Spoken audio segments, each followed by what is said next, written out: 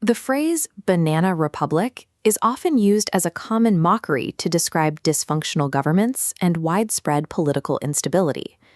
Forensically, the term describes an operating procedure engineered by the United States and applied to over 20 nations across the continent.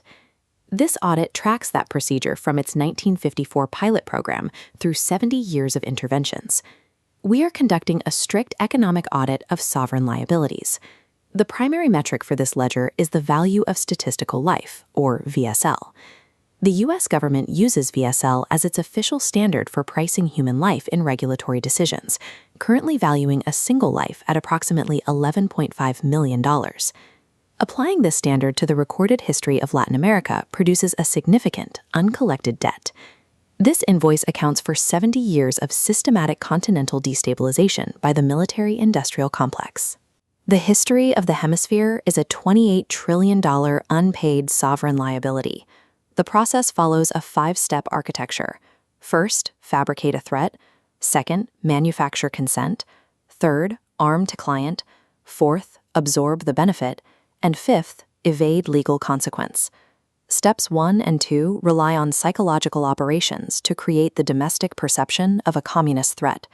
The final stages are executed through military funding and the legal immunity provided by the U.S. State Department.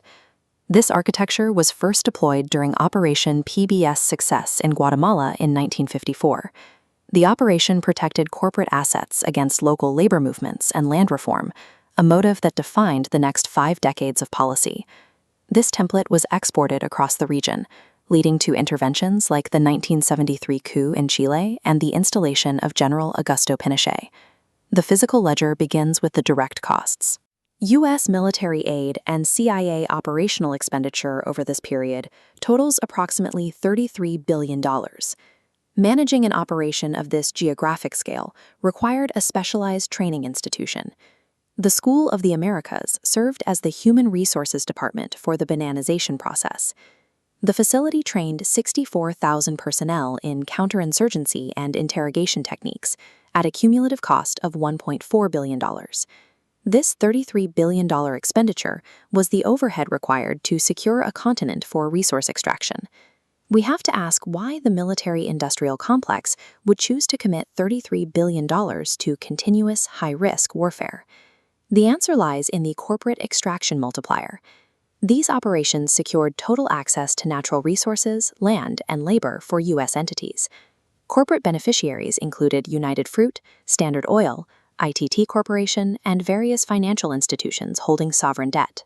The operational cost was a minor fee for protecting trillions of dollars in extracted value. This extraction required the systematic removal of any government that might tax or regulate foreign corporations. The presence of tanks in city streets functioned as a physical insurance policy for corporate margins. Further wealth was extracted through the debt instruments held by U.S. banks, which were often imposed on the nations by the military juntas themselves. This is the internal logic of the Dark Prince's ledger. The massive financial ends justify the brutal military means. From the perspective of the military-industrial complex, these interventions were highly successful corporate investments. To find the true cost, we must calculate the liability ledger based on the victim's losses.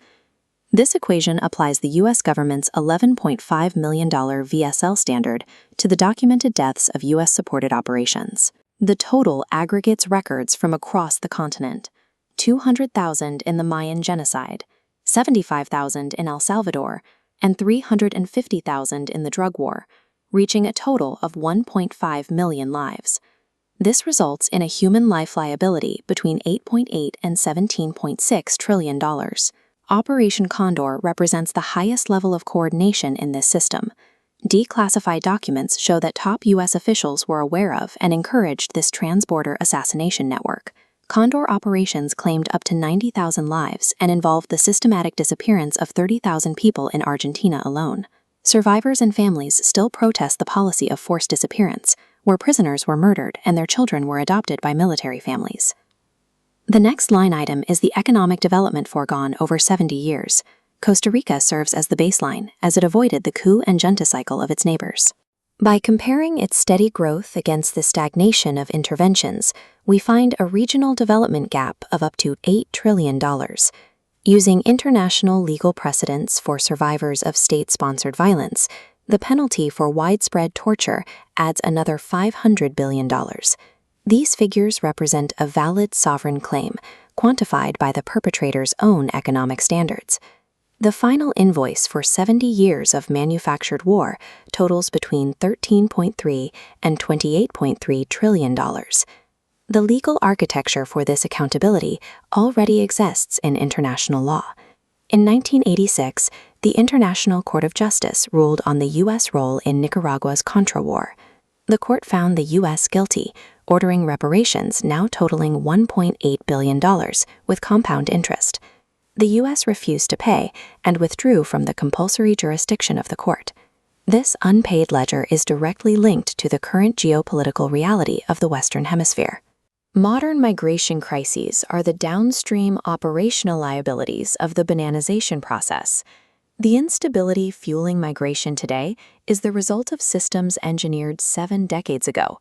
The final invoice for this 70-year operation is $28 trillion, and to this day, the amount paid is exactly zero.